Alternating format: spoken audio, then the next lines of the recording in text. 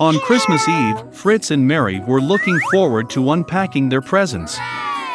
Suddenly, there was a knock at the door. It was their uncle with a bunch of gifts in his hands. The children were very happy to see him. Then they began to unpack the presents. Mary got fancy dolls, toy dishes, and a beautiful silk dress. Fritz also got what he wanted, a magnificent horse and a mouse king. Mary noticed that there was a soldier under the tree. It was the Nutcracker, designed to neatly crunch hard nuts. The girl really liked it. But Fritz said it was his gift and tried to take it from his sister. The children stretched the Nutcracker so far that they tore his arm off. The broken toy became unnecessary for the boy. Mary was very upset and burst into tears. But my uncle was able to repair the soldier. The girl was happy and hugged him gently. The day was very busy, so she soon got tired and fell asleep right under the tree. During her sleep, Mary heard strange sounds. They were like mouse fuss. The girl opened her eyes. The objects in the house seemed much larger than they were. And the tree under which she fell asleep became absolutely gigantic. Mary realized that it was not the objects that had increased, but that she had decreased.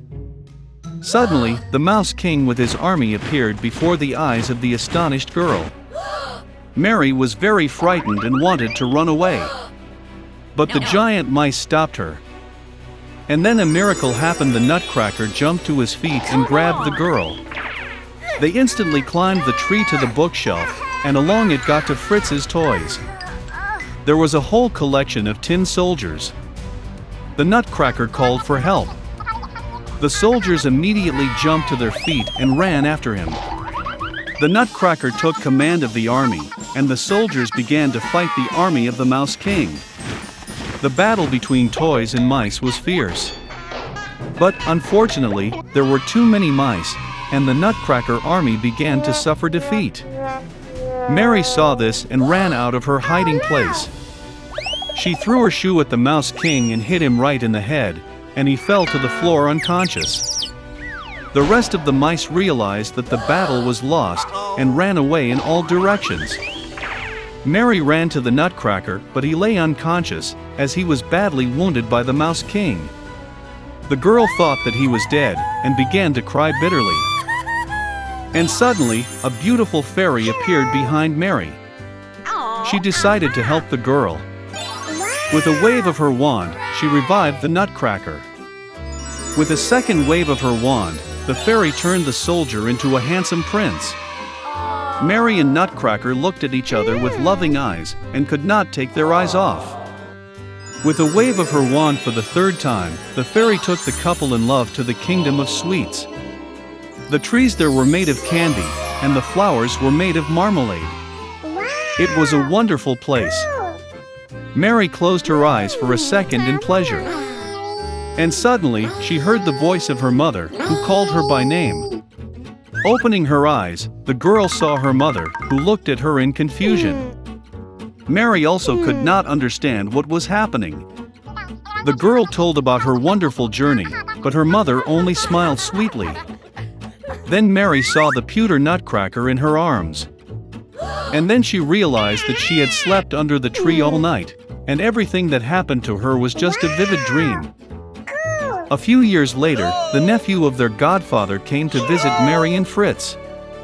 As soon as he entered the house, the girl almost fell to the floor in surprise. The boy looked like the Nutcracker as 2 drops of water. He also liked Mary at first sight. After some time, they got married, and lived no worse than in the magic kingdom of sweets. One day, all the animals on the farm were left without food. Then one little red hen decided to go to the field and look for something to eat. It was sad to walk alone, so the hen went to the cow and invited her to walk together. But the cow did not want to go anywhere, and therefore said that she was very hot and she would stay on the farm. Then the chicken went to the pig, but she did not want to leave her cool puddle. So, the chicken decided to ask the dog for help, but he wished to stay in his booth. Finally, the chicken went to the duck. After a short thought, she also refused to leave the pond. Nobody wanted to go with the chicken, so she had to look for food alone. So, a chicken walked across the field and found several grains of wheat. Joyful, she returned to the farm and decided to plant the seed she found. The chicken thought that friends could help her. She showed the grains to the cow and offered to plant them together. But the cow was still very hot. Then the hen approached the pig, but she refused to help. So, the chicken turned to the dog, but he did not want to leave the booth.